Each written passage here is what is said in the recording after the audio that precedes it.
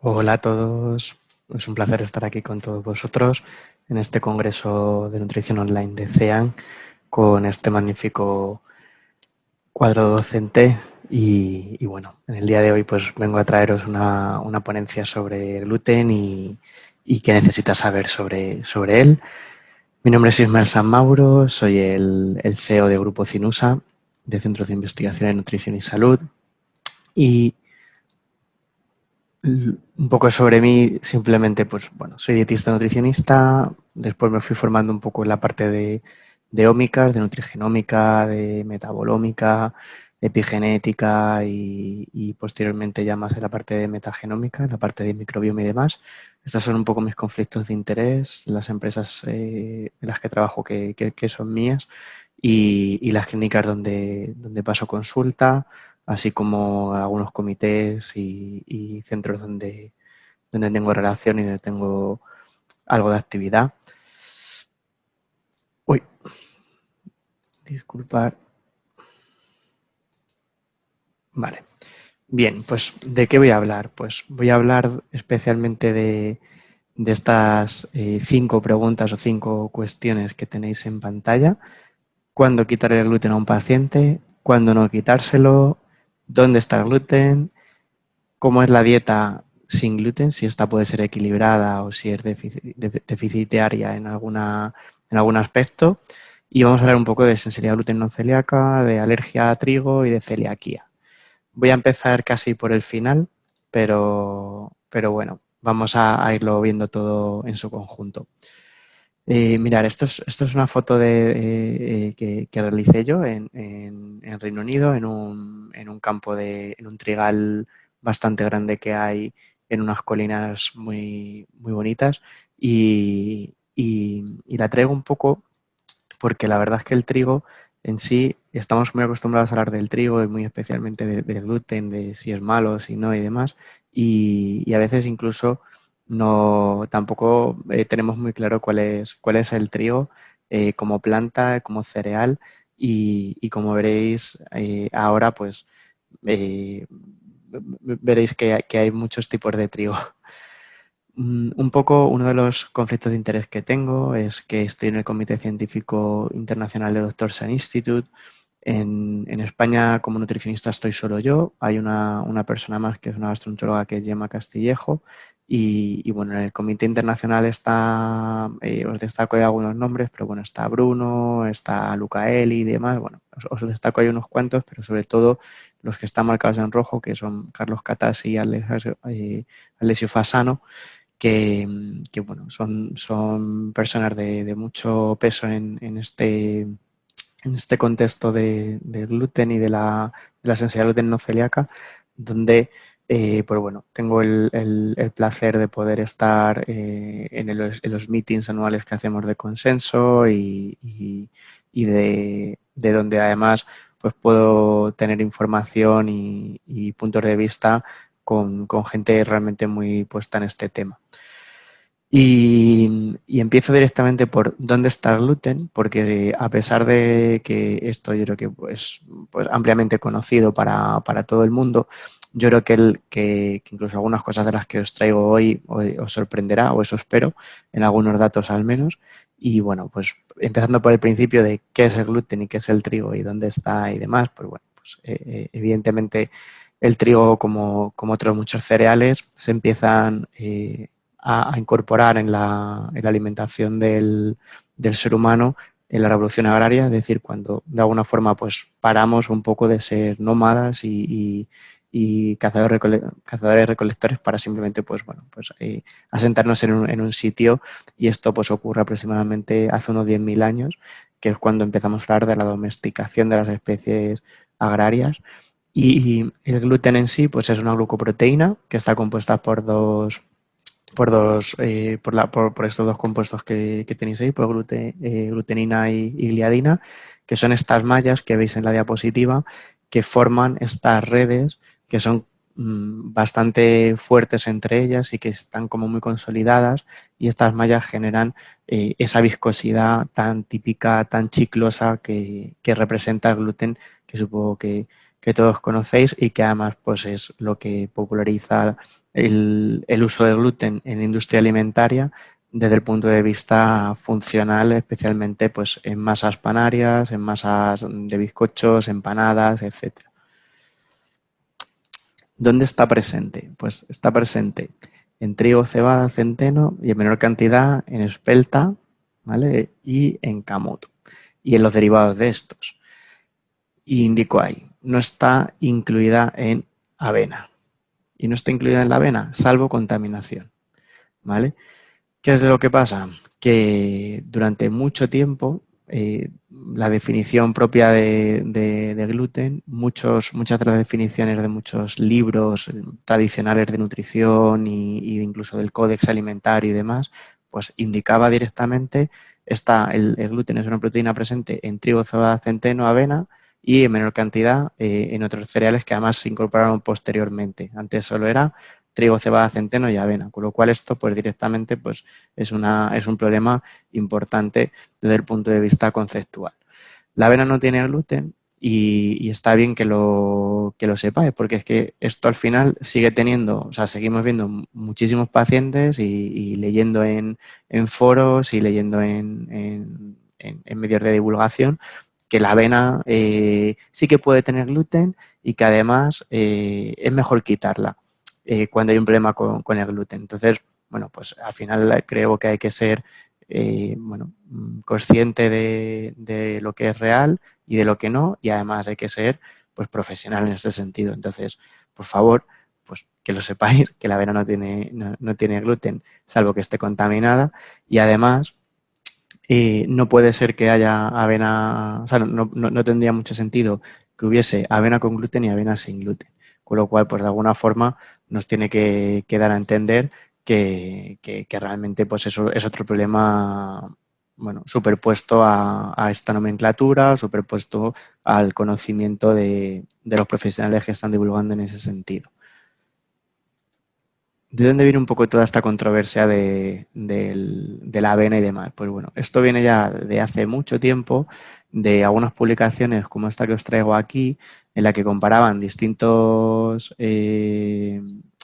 cereales, entre ellos la avena, eh, en dietas que tenían y no tenían avena en adultos con celiaquía. Esto pues publica en American, o sea, en The New England Journal of Medicine, que pues como sabéis es una revista pues de mucho prestigio, un Q1 y que bueno, que tiene en el ranking está pues es de las top de medicina, y esto pues ya pues se publicó hace 25 años, un poco más de hace 25 años, y generó pues el que algunas, o sea, otros investigadores y la regulación de este mercado, pues se viese un poco como aludido y de alguna forma empezó a ponerse mucho foco en el tema de la avena. Empezaron a salir otros estudios, aquí tenéis pues una revisión sistemática bastante potente al respecto de la celiaquía con respecto a la avena, aquí otros directamente del papel de la avena con la enfermedad celíaca, y luego pues uno os he traído este que me parece bastante interesante, es bastante más reciente, pero hace una comparación, hace un abordaje desde el punto de vista molecular, y bueno, yo creo que simplemente que lo sepáis, que esto es verdad que es algo bastante popular, pero bueno, que debería estar superado desde el punto de vista profesional y científico. Sí que es verdad que la avena tiene una proteína, que es una prolamina, que se llama avenina, que es la que es capaz de causar, pues en este grupo de personas que tienen síntomas muy similares a los de la celiaquía, a los de la sensibilidad gluten no celíaca, pues es capaz de generar esta respuesta inmunológica, inflamatoria y demás. Pero es una prolamina, no es el gluten en sí. Entonces, bueno, que lo sepáis, sí que está descrito que aproximadamente en un 10% de los pacientes que tienen problemas con la celiaquía, además lo suelen tener con la prolamina en algún momento, posiblemente no de forma constante, pero o sea, en un punto en el que están mucho más sensibilizados, tienen una inmunidad ya adquirida muy importante y tienen los anticuerpos disparados y tienen permeabilidad intestinal, tienen bueno, esta irritación de la mucosa, mucha infiltración de los linfocitos y demás, pues bueno, esto posiblemente sí que ayude a que haya más sensibilidad con otras proteínas como puede ser la adenina, ¿vale? ¿Y qué pasa con otros cereales? Pues con otros cereales también ocurre esta sensibilidad. Y esto, por ejemplo, es de un estudio de Nutrients donde ven las pelaminas del maíz que también pueden producir pues, esta cascada celular inmunitaria en pacientes con celiaquía. Entonces, y insisto, el maíz no tiene gluten, pero hay personas que van a tener un problema con las proteínas que tienen estos cereales, aunque no tengan gluten, porque también son capaces de generar pues, cierta sensibilidad. Entonces, bueno, os dejo dos estudios donde hablan un poco de esto para el que quiera profundizar. Entonces, sobre todo un poco por desmitificar y por contextualizar bien al paciente también, porque a veces es como, pues es que a mí el médico me ha dicho que me quite también el maíz porque el maíz también me sienta mal. O no se lo ha dicho el médico o el dietista, pero sabe que el maíz le sienta mal. Entonces, como, es que puede ser. O sea, si es que son cosas diferentes. No tiene por qué ser todo blanco o negro, ¿vale? O sea, ahí dentro de este tipo de patologías, pues hay muchos grises y al final el paciente, pues también por sensaciones, sabe que el maíz le sienta mal. Ahora, ¿qué maíz le sienta mal? ¿Le sienta mal los copos de maíz llenos de azúcar? ¿Le sienta mal el maíz simplemente en mazorca asado o hervido? Entonces, bueno, que eso también habría que valorarlo un poco, pero bueno, en definitiva, que sepáis que sí que hay estudios al respecto y bueno, para que no genere al final más ruido, más sesgo en lo que se comunica a nivel profesional con respecto a la realidad. Y mirar, os traigo un poco, yo que soy bastante friki de la parte de ómicas y demás, estos taxonomías, o sea, filogenética de cómo se identifican los taxones de distintas especies, ¿vale? O de un mismo género o de una misma especie, cómo se hacen las subespecies y se buscan pues siempre ancestros comunes y demás. Este es el ejemplo de cómo el gluten, desde que se empezó a cultivar y empezamos a domesticar un poco la especie, ¿vale? A nivel como más ancestral, o sea, pues bueno, como desde que se tiene referencias estimadas genéticamente, porque esto lo interesante de esto, que por eso pues a mí en particular me gusta mucho, es que tú puedes ir a cuál es el ancestro común a nivel de la planta o del cereal que sea y ver por desde hace cuántos millones de años o cuántos miles de años esta planta está en el planeta Tierra. Y bueno, cuando ya llegamos a domesticarlo, eso entre hace 10.000, 12.000 años, es verdad que aquí, bueno, pues a veces incluso incluyo algunos estudios que han ido saliendo posteriormente en los que aseguran como que hace unos 18.000, 20.000 años ya hay registros de que hacían como una especie de molienda de cereal para hacer posiblemente un fermentado parecido al pan o utilizar por lo menos ese grano para consumo alimentario, con lo cual, bueno, pues estamos hablando hay algún estudio que lo data de hace 25.000 años, con lo cual, pues bueno, que también toda esta información que vamos recibiendo y como que creemos que son saltos como muy estrictos y muy claros de hasta justo 10.000 años, pues no comían cereales y luego sí. Bueno, pues esto tampoco fue así y depende un poco de cómo se fue colonizando el resto del planeta, de las migraciones africanas sobre todo y depende de muchísimos factores, de si estaban cerca de una zona con agua, fuera de una zona con agua, si estaban en una zona en la que de forma natural crecían estos cereales o no, o sea que bueno, que luego depende de muchos factores y demás. Entonces, bueno, simplemente aquí está representado un poco cómo estas hibridaciones que van generando mutaciones diferentes y en este caso el cereal que tiene pues un contenido de almidón, de hidrato, de proteínas diferentes, pues cómo la hibridación de estas especies que va acabando en tener más A's y B's, como veis, ¿vale? Más A's y B's, pues esto va generando que cada vez se vaya generando más gluten. Entonces, el gluten o sea, los trigos que estamos tomando actualmente, pues tienen más gluten del que solíamos tener y tolerar más en la parte de domesticación del cereal. Entonces, bueno, pues simplemente que lo sepáis, que por eso, pues, por ejemplo, en el caso de la espelta, que está un poquito, se consume desde hace más tiempo y está un poquito más arriba en la hibridación, pues esto supone posiblemente que este trigo de espelta, aunque tiene gluten, pues es mejor tolerado que que el moderno actual, que tiene más gluten, que tiene más ATIs, que tiene más FODMAPs y demás. Esto, bueno, es por ahí por donde parece que están un poco el entendimiento de todo esto a nivel de evolución y demás.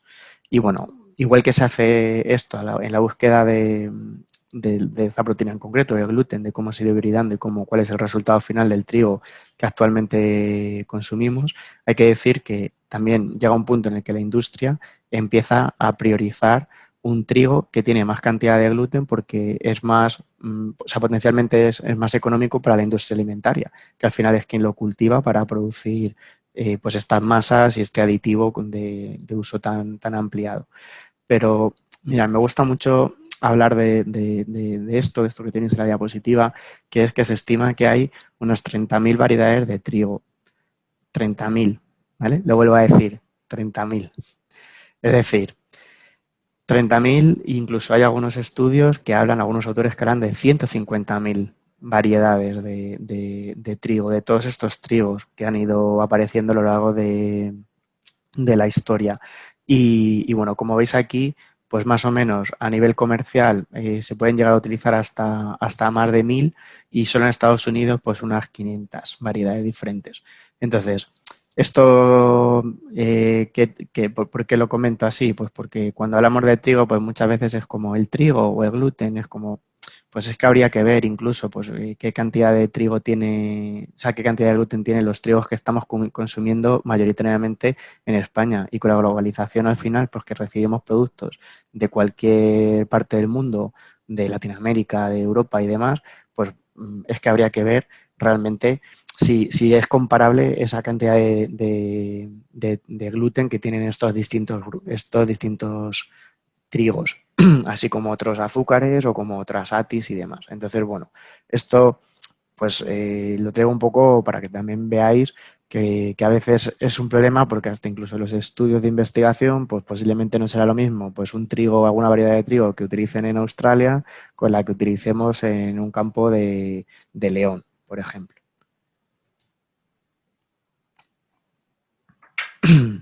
Bien, vamos a pasar a esta parte de sensibilidad al gluten, alergia y celiaquía.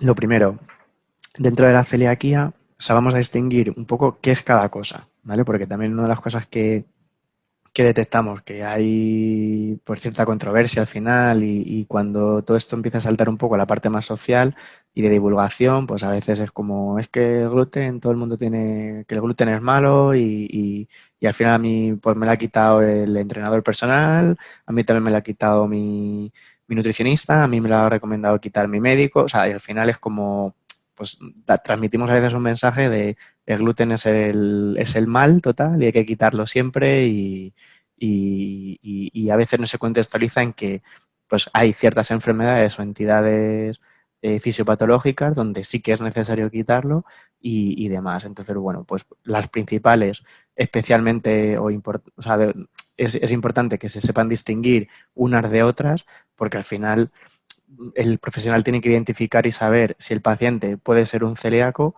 o una alergia a trigo y a veces cuando revisas un poco las pruebas que le han realizado, pues esto no se ha podido constatar simplemente porque no se ha hecho el protocolo adecuado y sin embargo pues está como que es intolerante a gluten porque sí. Entonces, bueno, esto pues lo mismo, al final también es pues mayor lastre un poco a la profesionalidad de la gente, de los expertos que están en este campo y que de verdad que esto puede ser útil para muchas personas y a veces pues no se tiene tan en cuenta como se debería.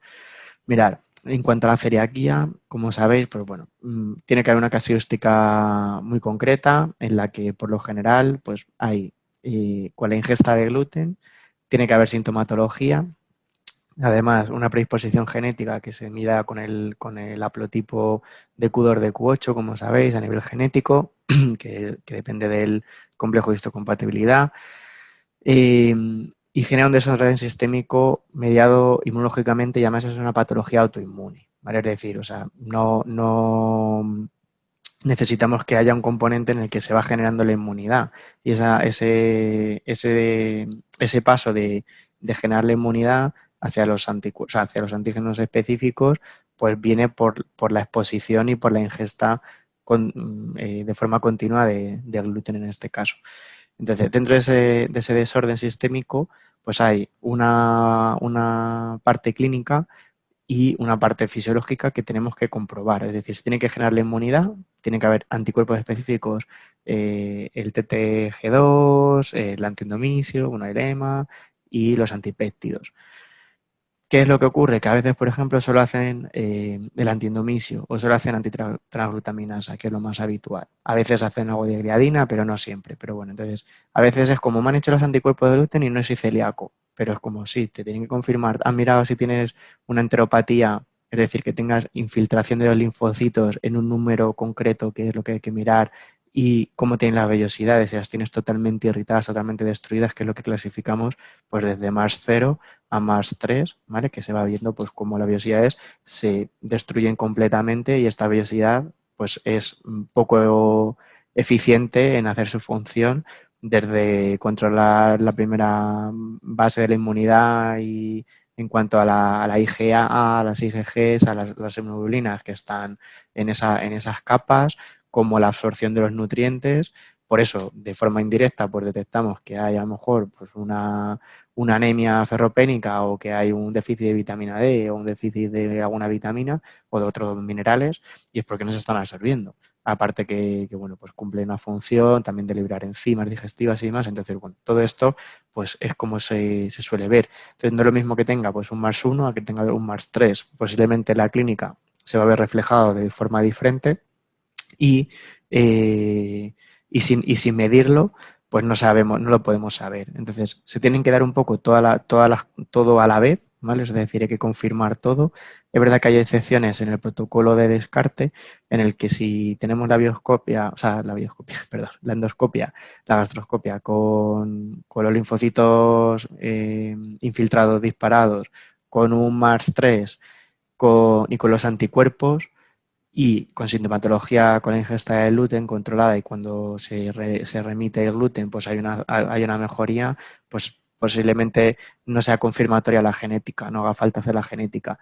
En peques, sobre todo en bebés y demás, pues a lo mejor pueden hacer muchas gastroscopias. Si la genética es positiva, los anticuerpos son positivos y hay mucha clínica y al retirar el gluten hay mejora, a veces no se hace la confirmatoria de la gastroscopia, pero por lo general sí que se suele introducir casi siempre en todos los casos.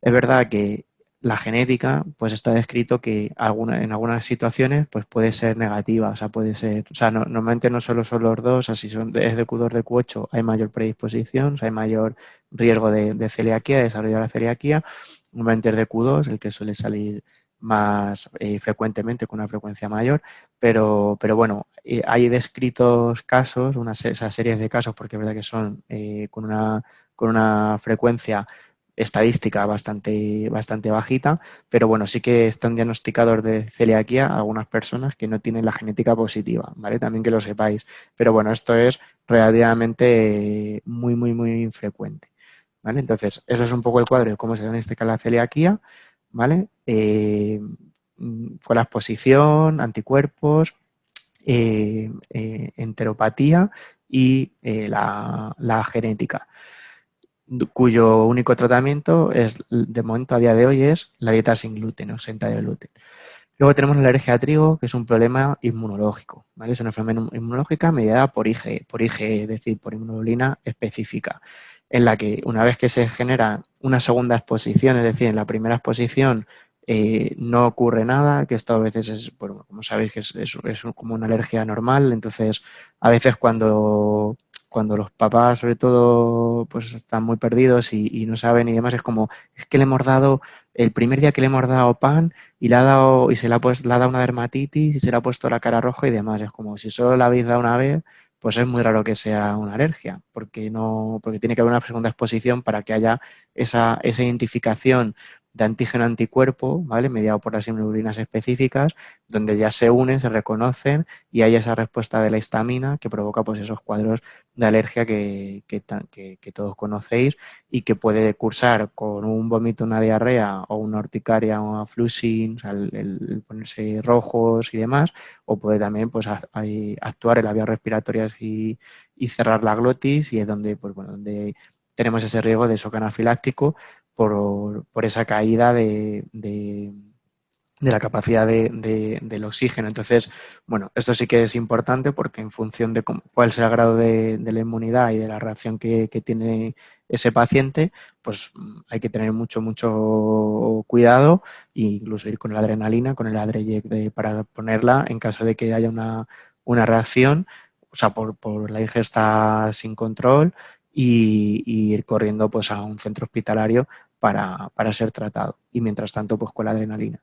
Entonces, bueno, igualmente, en el caso de la alergia hay que hacer la IgE total, hay que hacer la IgE específica, se recomienda hacer prick, o sea, el prick o el prick by prick, el test de brazo normalmente, si son muy pequeñitos se hace en espalda y se hace la provocación, ¿vale? Es decir, la forma de diagnóstico se verifica o se confirma haciendo la provocación oral a doble ciego con placebo. Es decir, habría que dar el gluten, o sea, perdón, dar el trigo sin saber que le está dando trigo o dar el trigo, o sea, o dar un placebo, ¿vale? Entonces, ahí es donde realmente se confirmaría.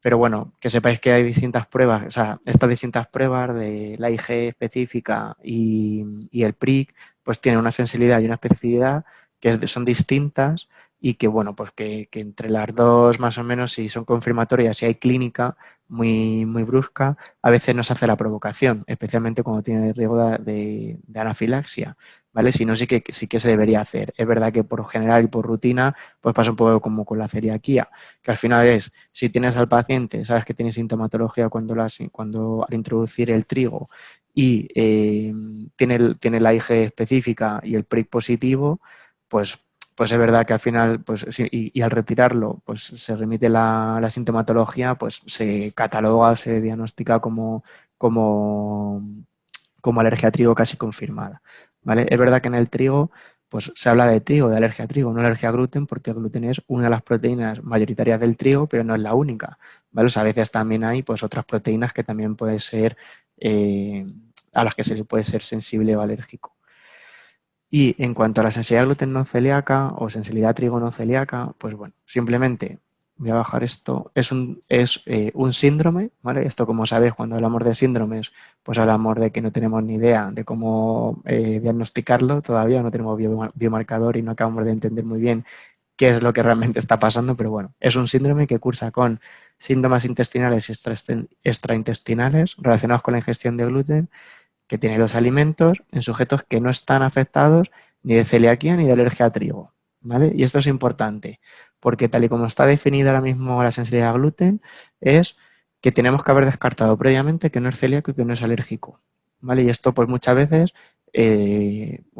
normalmente esto no es lo que encontramos, porque el paciente ya le han dicho que es sensible a gluten o que es intolerante a gluten y ya se ha quitado el gluten, con lo cual, para hacerla, por ejemplo, la celiaquía, como sabéis, no lo he dicho antes, pero bueno, como supongo que sabéis, tiene que estar tomando el trigo para poder diagnosticarlo, ¿vale? Con lo cual, pues si ya se ha quitado el trigo o el gluten, no va a poder, no va a poder saberlo, ¿vale? Es decir, no va a poder confirmar que es una celiaquía o no, ¿vale? Y es verdad que, que lo habitual es pues que la forma de enfermedad celíaca pues curse como una versión clásica, que es la que pues todos conocemos y demás, pero bueno, es verdad que al final en el diagnóstico se sigue hablando todavía de que estamos en este iceberg de que solo estamos diagnosticando como el 10% de los celíacos. Aún así, ahora vamos a ver que tampoco es que haya aumentado la prevalencia de los celíacos, simplemente que sí que se han descrito otras casuísticas de enfermedad celíaca diferentes a la clásica, ¿vale? Pues tenemos la típica, o sea, la típica puede ser simplemente, pues por ejemplo, que no cursa con sintomatología, con lo cual al final no eres capaz de llegar a la conclusión de que lo que le ha pasado es una celiaquía. O sea, nosotros tenemos pacientes que están diagnosticados de celiaquía con 70 años. Y es como, es un problema donde tienes que tener un desarrollo de autoinmunidad muy concreto y que tienes que estar predispuesto genéticamente y la genética no cambia. Con lo cual, esa persona pues ha estado durante todo este tiempo como una celíaca. Lo que pasa es que es una celíaca típica porque pues no, o sea, cursa eso como que desde pequeñita tenía a lo mejor la piel sensible, que le decían sus padres, que con la típica dermatitis y que a lo mejor ha sido migrañosa. Pero no he tenido a lo mejor nunca problemas digestivos. Entonces, pues es complicado de atender y de llegar. O silente, pues que está como muy pausado durante muchos años y luego pues llega un momento, pues sea por el motivo que sea, que todavía eso pues es el reto de entender de por qué ahora de repente, cuál es el detonante o el trigger para que esto pues de repente explosione y se haga visible. Luego la potencial, pues un poco la potencial sería esta, por ejemplo, nosotros pues, hace muy poquito diagnosticamos a un peque que tiene, no llega a 2 años, entonces claro, como bueno, pues tú por genética puedes saber esta predisposición, entonces pues haces la predisposición, haces los anticuerpos y puede que a lo mejor no haya, y tiene sintomatología, pero puede que todavía no haya a lo mejor desarrollado la inmunidad, con lo cual pues bueno, es un potencial celíaco y si a lo mejor voy a hacer las cosas bien, pues no llega a desarrollar la enfermedad. Entonces, bueno, pues estos pues atípicos, refractaria, bueno, hay muchas cosas descritas y nada, simplemente pues que lo sepáis, que a veces también eso pues no cursan con la forma típica. Mirar, en prevalencia, la enfermedad celíaca, como empezó a tener hace unos años, hace 7, 8 años así, empezó a tener como mucho, bueno, como mucho auge, mucho interés, empezaron a aparecer muchos estudios ya por de sensibilidad al gluten y demás, pues hubo como varios movimientos un poco de entidades bastante potentes para decir que no, que esto realmente pues eran celíacos, que estaban pues esa casuística de nuevos celíacos en las que esto es lo que había que atender, que el otro la sensibilidad al gluten, que no tenía mucha validez y demás. Sin embargo, entonces se empezó a hablar de que a lo mejor podía subir la prevalencia a un 2% de la población. Pero bueno, esto os puedo confirmar que a nivel mundial los consensos de la gente de los comités importantes que están en esto a nivel mundial es el 1%. Es más, está entre el 0,8 y el 1,2, con un rango, en ese rango. Y además es algo que se replica a nivel poblacional en India, China, en todos los sitios donde os podéis imaginar, en África y demás. De hecho, en el último como meeting que tuvimos del comité, Supan, que es uno de los popes de estos, nos estuvo pues enseñando y Sanger también, o sea, Sanger Color de India, donde es que además llegaban a ver cómo en poblaciones de India, en función de si tomaban más arroz o más trigo en la población, cómo cambiaban las incidencias, pero de poblaciones que son muy similares, o sea, genéticamente son súper similares y que a nivel ambiental tienen un estilo de vida y una cultura muy parecida. Entonces, bueno, o sea, nos trajo cosas pues, bueno, a niveles bastante interesantes donde las muestras de los tamaños, o sea, los tamaños muestrales de los estudios no son como en España de 1000, 2000, 3000 de los estudios que tenemos, sino que son estudios de 300.000, 1 millón, o sea, bueno, es una locura, una locura. Luego, en cuanto a alergia a trigo, me gusta mucho siempre plasmar este estudio de este metaanálisis, el de Enguaru, porque aunque es del 2014, que parece ya como un poco antiguo, pero hace una revisión sistemática, un metaanálisis bastante potente de 50 estudios, donde hace la parte simplemente como de review, o sea, de revisión narrativa, y luego 42 de los estudios los mete como metaanálisis y hace el metaanálisis como radio y demás. Entonces, es un estudio en el que por un lado, preguntan a la población, o sea, en los estudios que incluyen, preguntaban a la población de estudio si son alérgicos a trigo y un 3,6 decía que sí que era alérgico a trigo, y cuando hacían el Food Challenge Definite, que es el protocolo de provocación, ¿vale? De confirmar con IgE el PRIC y hacer la provocación oral a doble ciego con placebo, veían que de todos esos, solo un 0,1 realmente era alérgico a trigo. Y ese es un poco la prevalencia que se estima de población total, ¿vale? Como un 0,1%, que es un 10% de la celiaquía, que no es mucho en población, pero es uno de cada 1000, pero no hay que obviarlo, y a veces es como, es que también te puede tocar un alérgico a trigo y que no es celíaco ni es sensible al gluten, que es alérgico. Entonces, por favor, también pues hacer los anticuerpos y hacer la IgE, porque no se pierde nada, y hacer el PRIC, que no es para nada invasivo, y a veces esto pues se obvia y es parte de no haberlo estudiado bien. Y luego la sensibilidad al gluten no celíaca, pues esto aquí pues hay mucha controversia, porque todavía hay algunos profesionales que esto no se lo acaban de creer mucho y que están intentando pues tumbarlo como pueden. Entonces, sí que sepáis que se habla de entre un rango de un 1% a un 6%, pero vamos, más realista es entre el 6 y el 8%, ¿vale?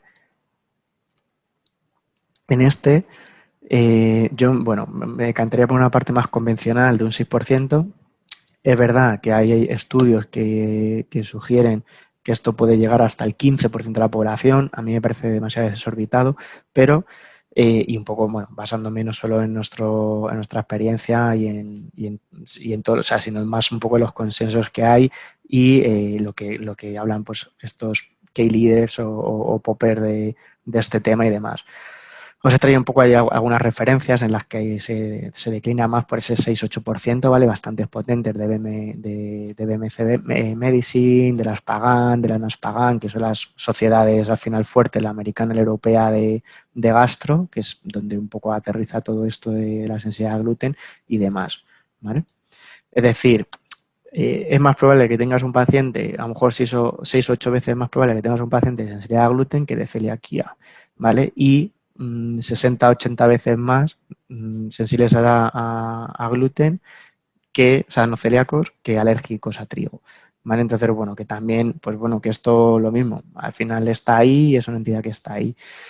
Mira, nosotros empezamos a meternos mucho en este tema hace ya varios años. Hace como, pues en 2012, 2013 empezamos a recibir muchos pacientes en la clínica que tenían casuísticas muy raras o bueno, muy, muy diferentes, y que nos venían a la consulta pues, para hacer un tratamiento sin gluten, porque tenían a lo mejor, pues eso, esclerosis múltiple, o eran autistas, o bueno, los traían sus papás, evidentemente, o tenían un TDAH, tenían esquizofrénicos, bipolares, fibromialgia y demás. Entonces esto, bueno, nos empezó a generar mucho interés, y empezamos a revisar que efectivamente, pues qué nos decía la literatura, y empezamos a ver que efectivamente había muchos estudios de estos problemas asociados al gluten. Y ya en 2014, que hace ya 7 años, publicamos en Nutrición Hospitalaria esta revisión que tenéis ahí, y en la que, a nuestro favor, he de decir que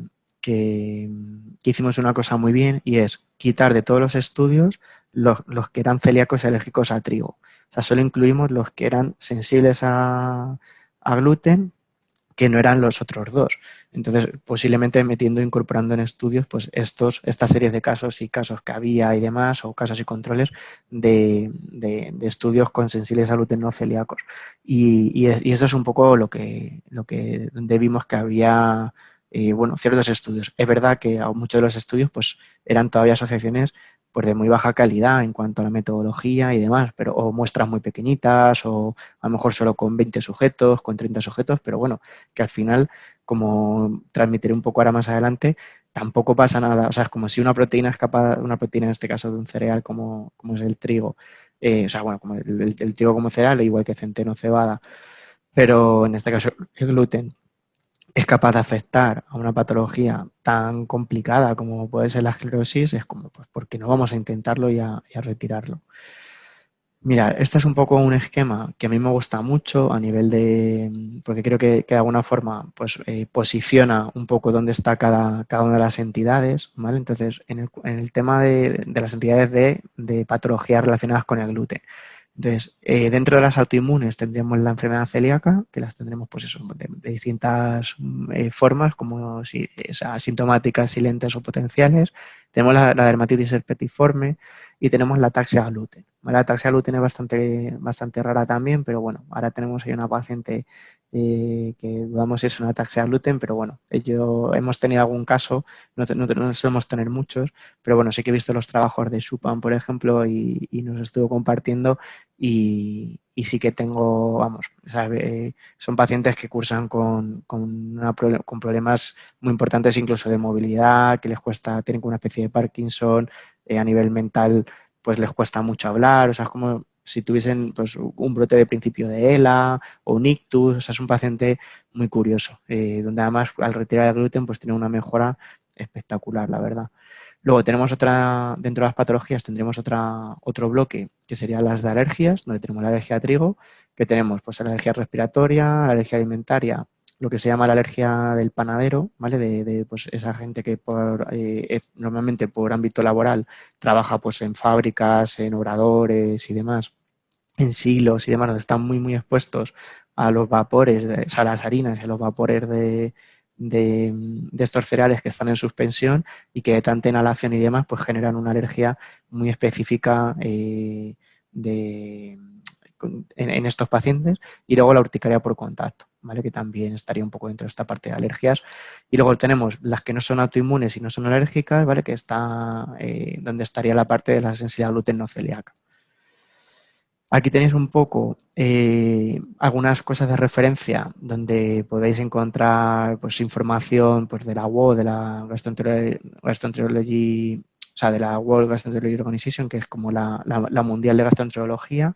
Aquí un estudio del American Journal of Gastroenterology que es bastante, o sea, es un poco antiguo, es de 2013, pero creo que hace un manejo, o sea, es una guía clínica, ¿vale? Como sabéis, las guías clínicas, pues bueno, son pues como el mayor grado de evidencia, digamos, y es de donde sale un poco pues la práctica clínica y me parece interesante en ese sentido.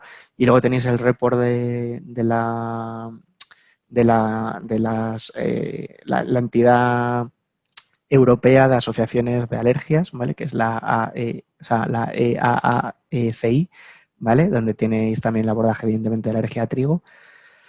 Y en el tema de la sensibilidad gluten no celíaca tenéis este paper de Nutrients de 2015 que se hizo en el consenso de expertos, en el criterio de expertos de la reunión de Salerno, que como veis, pues esta reunión pues, es del comité de Dr. Sear, ¿vale? Pues con Katasi, Lucaeli, Bruno, Uta, Fasano, bueno, con todos Sanders, bueno, un poco Supan, ¿vale? Todos estos que os he ido diciendo poquito a poco. Esto es de 2015, diciembre de 2015 se publicó, que esto, bueno, pues sigue, ya empieza a tener un poco más recorrido, pero bueno, sigue estando bastante desconocido todavía. Os he traído os he traído el esquema de cómo se diagnostica, o sea, cómo se hace. Entonces, es un proceso de hacerlo en 2 pasos, ¿vale? En el que se coge, voy a poner esto aquí, en el que se coge dos bloques de 6 semanas en las que en una se da el gluten y en otra se quita el gluten, ¿vale? Después de un lavado. Entonces, importante, el paciente tiene que estar tomando gluten, igual que pasa con la celiaquía. La reintroducción se debe hacer con placebo, ¿vale? Lo cual metodológicamente en España es muy complicado de hacer.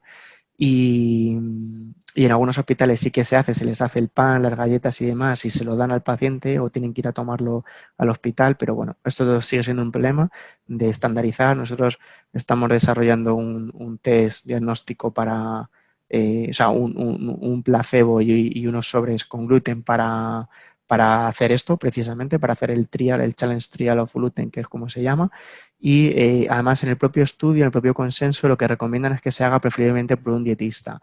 Esto, como os podéis suponer, en España pues es muy complicado porque estar en unidades multidisciplinares, hospitalarias, donde hagan diagnóstico, donde haya dietistas, pues bueno, esto y que encima pues también controlen un poco de todo esto, pues la verdad es que es relativamente complicado. Entonces, en el propio diagnóstico, en el propio paper, lo que ellos concluyen es que si, o sea, que no hay que excluir o hay que tener cuidado con la exclusión de pacientes que muestren sintomatología después de las 6 semanas sin gluten, porque pueden ser pacientes que respondan, o sea, que realmente estén respondiendo a una dieta baja en FODMAP o que tengan un sobrecrecimiento bacteriano de intestino delgado.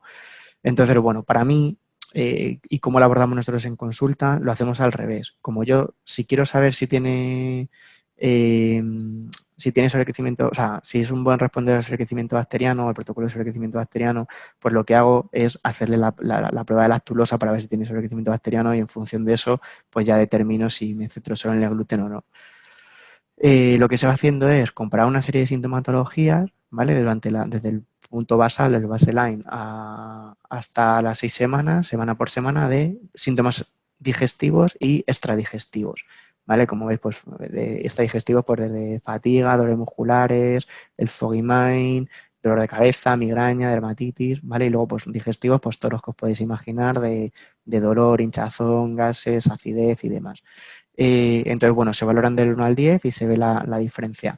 Os traigo aquí un poco el cuidado con los FODMAPs, porque evidentemente si tiene un problema con el sobrecrecimiento bacteriano, al hacer una dieta reducida en FODMAPs o al quitar el trigo, simplemente trigo, cebada y centeno, como estos tienen oligosacáridos, ¿vale? Y fructanos, eh, pues va a mejorar. O sea, si es un paciente que toma mucho de esto, pues puede mejorar simplemente porque se le habéis quitado estos alimentos, ¿vale? Además también tienen inhibidores de la amilosatripsina, ¿vale? Las ATIs, y estos también se relacionan pues, con más permeabilidad, con más inflamación, con más sintomatología y demás. Entonces, hay que tener cuidado porque si quitamos estos molleterias de gluten, estamos quitando también estos FODMAPs, estas ATIs, y nos puede virtuar mucho la sensibilidad del test, ¿vale? Del cuestionario y los resultados. Entonces, bueno, hay que atenderlo conociendo, por mínimo conociéndolo. Por eso también a mí me gusta hablar un poco más de sensibilidad a trigo no celíaca en vez de sensibilidad a gluten no celíaca,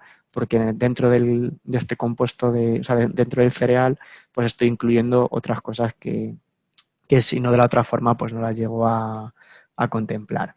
Y en este aspecto, pues también hemos terminado un ensayo clínico que hemos hecho donde hemos metido un grupo de trigo en comida para ver si es el cereal o de gluten o placebo, ¿vale? En forma únicamente de gluten y para ver si realmente pues hay una diferencia o no. Y bueno, pues estamos en ello, ahora analizando la estadística. Y además os traigo aquí por no meteros mucho más ruido ni desvirtuar un poco el enfoque, pero bueno, hay muchos estudios y muchos profesionales como especialmente Senef.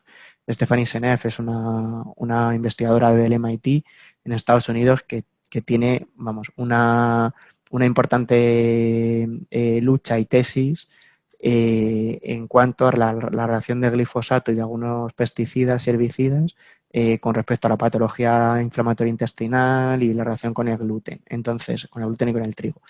Entonces, bueno, simplemente que lo sepáis porque esto también está un poco ahí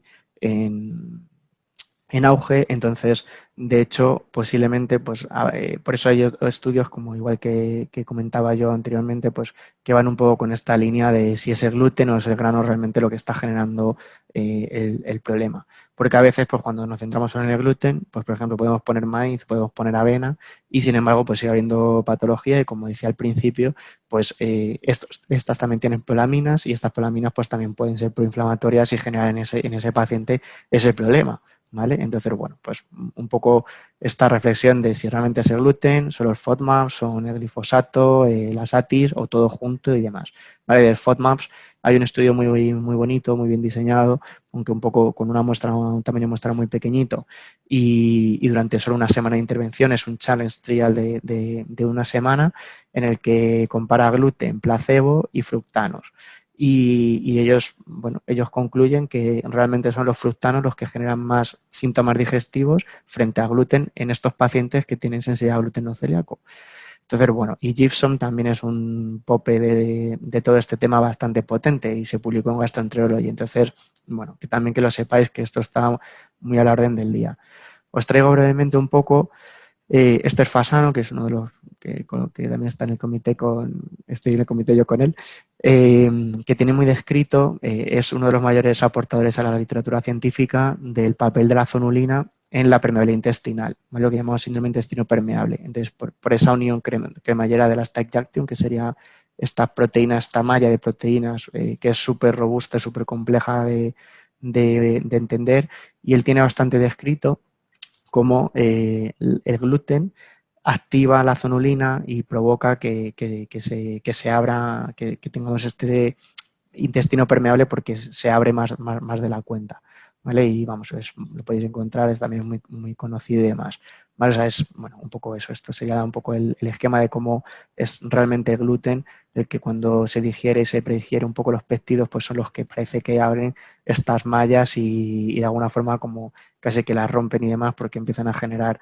que estas proteínas que son claudina y demás, pues que realmente lo que pasa es que se generan pues, anticuerpos específicos y bueno, es un poco, es realmente complejo la regulación de todo esto a nivel de molecular, es bastante complejo, ¿vale? Aquí tenéis un poco estas mallas de claudina o cludina y demás. Hay muchas, o sea, esto es realmente complejo, como digo, y bueno, pero él tiene muy caracterizado como pues estas uniones cremallera pues se rompen y se abren frecuentemente por el gluten, ¿vale? Y aquí os traigo como pues otros abordajes de cosas que se han ido introduciendo y estudiando poco a poco, pues por ejemplo en el síndrome de intestino irritable, que al final es tan frecuente que el paciente te venga y te diga que lleva diagnosticado de colon irritable pues 20 años o 30 años, y bueno, eso es un estudio de Carlo Catasi donde ya hablaba un poco de pues de realmente bueno, como veis aquí, de esta relación un poco entre la sensibilidad gluten no celíaca y el síndrome de intestino irritable, de qué es lo que realmente está pasando. Y tenéis un trial que también es de Catasi, de Lucaeli, bueno, de todo el equipo del comité nuestro, en el que hacen un ensayo a doble ciego con placebo, un ensayo clínico bastante bien hecho, con unos tamaños muestrales que no están mal, ¿vale? 134, en el que ven quiénes son respondedores y quién no a la sensibilidad al gluten no celíaco de estos pacientes que ya tienen esta casiústica, y bueno, lo van identificando y ellos van viendo pues eso, que realmente dentro de los de síndrome de intestino irritable, pues más de la mitad lo que tienen es una sensibilidad al gluten no celíaca. Entonces, bueno, pues fijaros el abordaje pues de solo una recomendación de quitar el gluten frente a una enfermedad que no tiene tratamiento, que se le culpa al paciente de si esto va a depender mucho del estrés y del estilo de vida. Entonces, bueno, que también lo consideréis porque, porque es bastante amplio y demás. ¿Cómo es la dieta? O sea, ¿puede ser la dieta equilibrada sin gluten? Pues mirar, esto es la dieta, o sea, esto es una dieta, ¿vale? O sea, la dieta normal. El gluten, pues como digo, principalmente quitar trigo, cebada y centeno y camut y espelta, pero bueno, pues ¿creéis que a nivel nutricional habría un problema en hacer una dieta con todos estos alimentos? Pues no, pues no. Y de hecho, ojalá pues, todos nuestros pacientes y la población en general pues comiese todo esto a diario. Y además solo esto, o sea, es que sería magnífico. Tendríamos solucionado el 90% de los problemas nutricionales de la población. Entonces, además, es que podemos meter los cereales, o sea, podemos meter quinoa, podemos meter maíz, trigo sarraceno, podemos meter tubérculos que también, o semillas, o sea, que es fácil aportar los nutrientes que nos aportan estos cereales que quitamos, que están tan metidos en la dieta. Entonces, ¿cuál es el problema del enfoque a veces profesional de la dieta sin gluten? Que siempre nos vamos a los procesados. O sea, siempre cuando pensamos en dieta sin gluten, pues vamos es que toma pues el muffin de chocolate sin gluten, toma el pan sin gluten. El pan sin gluten, que además, pues un pan ultraprocesado, lleno de aditivos y de azúcar para que tenga la consistencia del pan con gluten, pues se le pone muchas cosas. Entonces, o se toma la cerveza sin gluten. Joder, no, pues es que ese es el problema. Pues el problema es que estamos descontextualizando y estamos enfocándonos en una serie de alimentos que de por sí pues no se los vamos a poner, ni se los vamos a recomendar al paciente en una dieta normal, evidentemente. Igual que, pues eso, o sea, vamos a basar la dieta en esto. Y eso incluso lo incluyo también con el tema de, es más cara la dieta sin gluten. Es como, joder, si tú comes de esto, mayoritariamente en un 99%, pues la dieta sin gluten y la de con gluten será exactamente igual. Porque es que estos alimentos, no porque sea celíaco te van a cobrar más. Entonces, eso, o sea, ¿dónde está el problema? En el pan y la harina, o sea, realmente, y todos los productos procesados que tienen, que están sin gluten. ¿Por qué? Pues porque son procesados y porque ahí es donde pues incrementa muchísimo, pero es que eso pues en una dieta normal no debería estar. Entonces, bueno, un poco también para que no tengáis miedo de quitar el gluten, ¿vale? Que a veces cuando hablamos de gluten, pues muchas veces vemos un poco esto, el que hablamos de gluten y la gente ve como enfermedad y como que es todo clarísimo y demás, y no tenemos en cuenta pues otros muchos factores que están interviniendo y que realmente pues nos pueden descontextualizar, incluso si a veces no lo explicamos bien, pues el paciente también puede tener una idea equivocada de lo que estamos diciendo. Entonces, ¿cuándo no quitaríamos el gluten? Pues mirar, lo he puesto un poco de esta forma esquemática. Yo no lo quitaría, lo primero, si el paciente se encuentra bien de salud. O sea, el paciente se encuentra bien de salud, no tiene ninguna enfermedad, no tiene ningún parámetro alterado de la analítica, pues eso como primer punto. Luego, que tenga una vida social importante, porque es verdad que a nivel social hay que explicarle al paciente que hacer la dieta sin gluten pues puede ser una limitación en muchos sentidos. Desde obsesivo, desde friki, desde alejarse de un entorno habitual que tenga, que la gente luego es muy mala, bueno, etcétera, etcétera. Entonces, lo tiene que saber. Personas que comen mucho, mucho fuera, ¿vale? Como puede ser, pues que acuden mucho a restaurantes y demás. Pues tiene que saber que va a tener muchas limitaciones a la hora de poder comer fuera y además eh, pues a lo mejor algunas comidas son más caras, ¿vale? Sobre todo las comidas que sean sustitutivas de estos productos pues, ricos en cereales o que tengan de base de cereal. Y luego, para mí la primordial, si entiende, o sea, si no tiene enfermedades ni sintomatología, tiene una ética perfecta y demás, si a nivel social y a nivel de su pauta laboral y demás no necesita restaurantes o principalmente restaurantes y más, que tampoco pasa nada, pero bueno, que entienda esto y el principal es que él o ella quiera voluntariamente quitarse el gluten. O sea, decir, es su decisión. Es como si una persona decide ser vegana, es su decisión. Yo no soy quien para decirle que no tiene que tomarlo y demás. El que tenga luego una implicación a nivel de salud social y demás, esos son los otros puntos que he puesto. Pero con el gluten pues pasaría exactamente igual. Entonces, que serán las cuatro casiústicas de, oye, es que yo no me quiero quitar el gluten y además tengo pues, que acudir muchas veces a restaurantes y además o sea, tengo una vida social muy importante pues entonces no te quites el gluten. O sea, pero si no, pues sí, ¿por qué no quitarte el gluten? Entonces, ¿cuándo quitar el gluten sí o sí? Pues bueno, sí o sí, perdón. Yo lo quitaría pues cuando tengamos problemas digestivos, migraña, dermatitis. Estas son las tres enfermedades que hemos visto en el ensayo clínico que estamos haciendo, bueno, que hemos terminado, que estamos analizando, donde hemos constatado que en estos pacientes el gluten les influye, no a todos, pero sí a algunos, por lo tanto, ¿por qué no intentarlo?